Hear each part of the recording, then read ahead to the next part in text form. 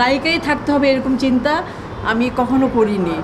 আর সবচেয়ে বড় কথা আমার আব্বা আমাকে যখন বলতেন যে তুমি এই চরিত্রটা করো, এই চরিত্রটা ভালো হবে তোমার জন্য, হ্যাঁ, তা আমি মনে করতাম যে হ্যাঁ আমার আব্বা যখন বলছে নিশ্চয়ই করার কিছু আছে চরিত্রতে, তখন আমি রাজি হয়ে যেতাম যে করি। কিন্তু আমি এটা কখনো ভাবিনি যে আমি নায়িকা থাকবো, নায়িকা করব, এগুলি ভাবিনি।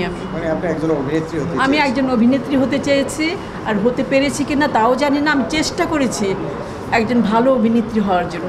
ভালোকে এটা বলা বড় মুশকিল। দর্শক যাকে ভালো বলবে সেটাই, তাকেই আমি ভালো বলবো। দর্শক কাকে বেশি পছন্দ করেছে আপনার সাথে? আমাকে।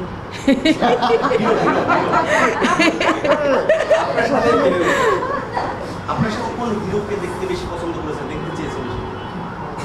এটা তো আমি বলতে পারবো না, আসলেও বলতে পারবো না কাকে দেখতে পছন্দ করেছে। আপনাকে তো সবসময় ট্র্যাজেডি চরিত্রে দেখা যায়, আপনাকে দুঃখে দুঃখে আপনার জীবন যায় ফিল্মে, এইসব বেশিরভাগ চরিত্রে এগুলি দেখা যায়। আপনার এত ট্র্যাজিক ক্যারেক্টারগুলি এগুলোই বা বেছে নেন কেন?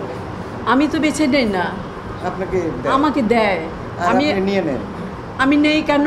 যে যখন দেখি যে এটার মতো করার কিছু আছে কি না, যখন দেখি যে হ্যাঁ এই চরিত্রে আমি কিছু করতে পারবো, দর্শককে কিছু দিতে পারবো, তখন আমি এই চরিত্রটা করতে চাই। কিন্তু তাছাড়া তো আমি মানে কিছু না পেলে আমি কাজ করি না। যে এই চরিত্রে করার কিছুই নাই, তাহলে আমি কেন যাব, আমি কেন কাজ করব? আপনি যখন মানে খুব ইয়াং ছিলেন, আমি এখনো ইয়াং আছি। Of course you are young. হ্যাঁ, আপনি যখন ছিলেন বলেন কেন? আজ থেকে তুই সুবিধা চরিত্রটি তুই করবি।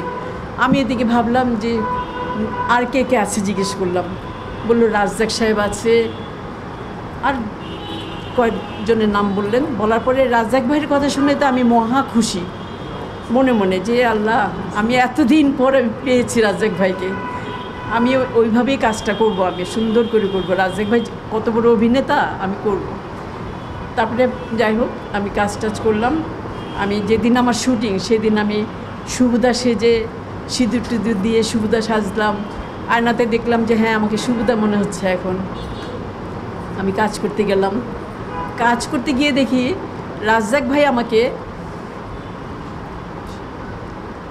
চাচি বলে ডাকছে, চাচিমা।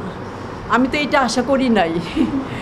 আমি ভেবেছিলাম যে উনি আমার রোমান্টিক নায়ক, এটা ভেবেছিলাম। তা আমি চুপ হয়ে গেছি, কিন্তু কিচ্ছু বলি না, চুপচাপই আছি, যে থাক আসছি যখন কাজটা করে দিই, কথা দিয়ে ফেলছি, কাজটা করে দিই। তারপরে চাচি টাচি ডেকে উনি কাজ করলেন, আমিও কাজ করলাম। পরে দেখি কি আমার হিরো হলো গোলাম মুস্তফা ভাই। উনি আমার আমার আমার আমার হিরো। ওনাকে দেখে আমি অবাক যে উনি তো অনেক বড় মাপের একজন শিল্পী। এটাও ভাবলাম যে উনি তো অনেক বড় মাপের শিল্পী, এত সুন্দর অভিনয় করেছিলেন ওই ছবিতে, উনি নিখুঁত।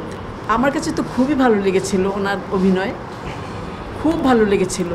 তারপর থেকে আমি আর কি ওই সুবিধার চরিত্রটি করলাম, আর আমি খুব মজাও পেলাম, আমার কাছে খুব ভালোও লাগলো। আর এই যে পুরস্কারগুলি পেলাম, আমি মহা খুশি এই চরিত্রটি পেয়ে।